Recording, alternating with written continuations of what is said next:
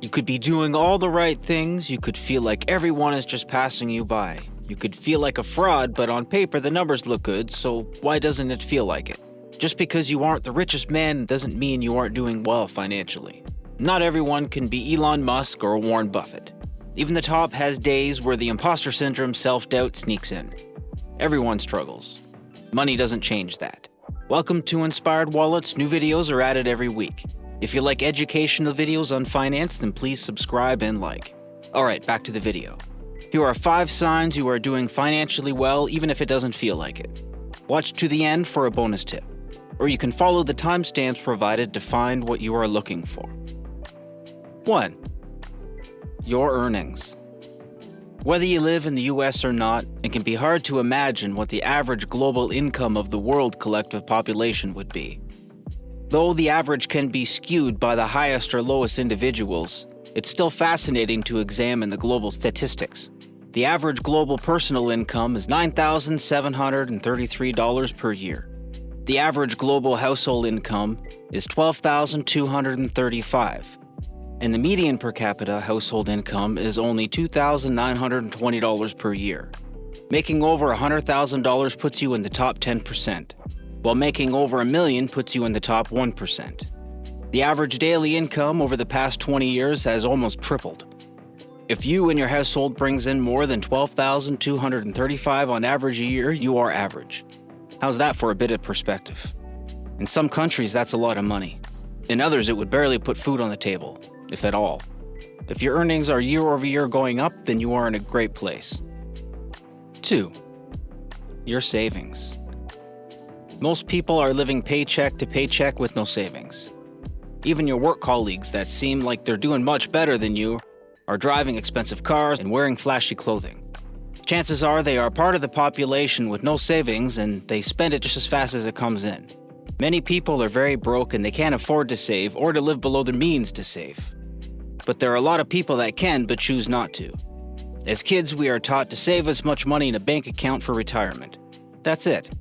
Oh, maybe buy a house and all the things that go along with it. Saying all that, if you can save up to 5% of your income, then you are doing better than most. If you have money in savings, then investing a little bit might be a good step forward. More later in this video. You only need a few months of savings in your bank account for emergencies. Other than that, don't let inflation eat your hard-earned cash.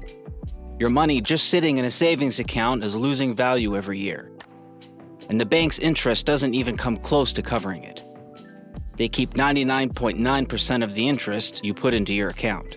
They lend your money out and keep the profits. The sooner you start, the quicker you're going to get ahead this forever debt cycle. 3. Your debt. Getting your debt in order can make or break tipping the scale. Avoiding liabilities like a really expensive car with really high insurance. Or that new high-interest credit card that you just got approved for that you don't need to pay for a whole year. What if you start to make more money at a new job? Might get a raise or your business does really well. Either way, most people usually start spending just as fast as they get it. This is called lifestyle inflation. If you pay your bills on time and have some money left over, you are living below your means. Often through hard economic times, the prices of everyday items go up because of inflation. In these times, most people aren't prepared for it and go into debt. Not by choice, of course. When a recession hits, people get laid off and have no income on top of inflated prices because of interest rates. When it rains, it pours. This is exactly what an emergency fund is for. Saying all that, you can't predict what the economy is going to do, but you can prepare for it by not being in debt and building yourself a little bit of a safety net. Having an emergency fund will help stop racking up the credit card payments and getting stuck in the interest game that they make you play. 4. You talk about money. Communicating our concerns on money and relationships is important. As a team, it's much easier to make things happen than stumbling over each other all the time. I know for most people growing up, money was a great source of bad emotions, and it was never brought up, never mind talked about openly in an educational setting. Our parents were passed down bad advice on money just as our grandparents were.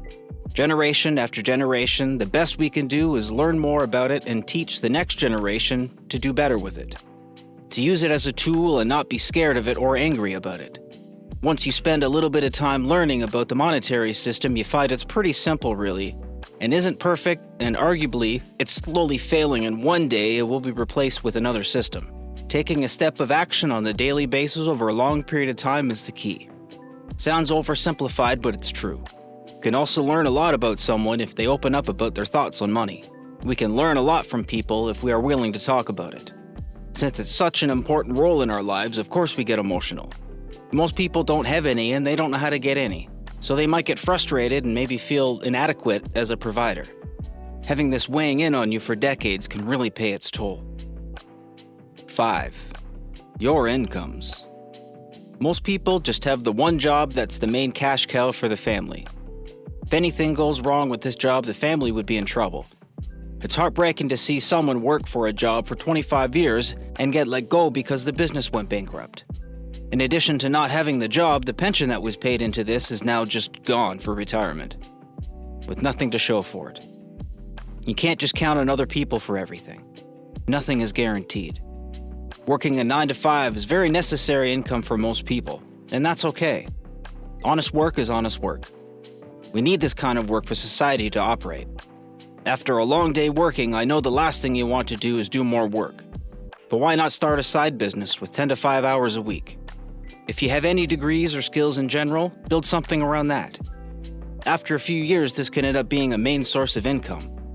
Or at least another income, so if something happens to your job, then you have a backup income. Once you get a business up and running, you can either hire some other people to run it, or you can just sell it. Either way, it isn't a bad idea. Starting a business is hard, but it's really exciting when it becomes successful. And as I promised, here's the bonus tip. Another great sign you are doing financially well is that you have some income to invest. Adding monthly to a retirement savings account or a tax-free savings account will make the difference after a decade or two. It will set you apart from 95% of the population. Adding a small percentage into crypto isn't a bad idea either. Not financial advice. If you need a place to start on your investing journey, then go to Wealthsimple and use the code and the link in the description. Get free stocks and crypto by investing today. Do you own your own home, or are you at least paying a mortgage? If so, that's a good sign. Real estate is one of the most, if not the most common ways to building your wealth by investing. Assets in general are. One last one. If you find yourself in a place financially better than your parents, and you can provide more for your family, then you are doing well on a generation over generation basis. Even if you're just working at it, you should be proud. I'm sure your parents and your friends are. If you like this video, hit the like button, leave a comment, ring the bell for future notifications, and make sure to subscribe. Did this video help you? What's the next thing you would like to achieve? Leave it in the comments below. Don't forget to check out these other videos in the Inspired Wallets YouTube channel. Thank you for watching.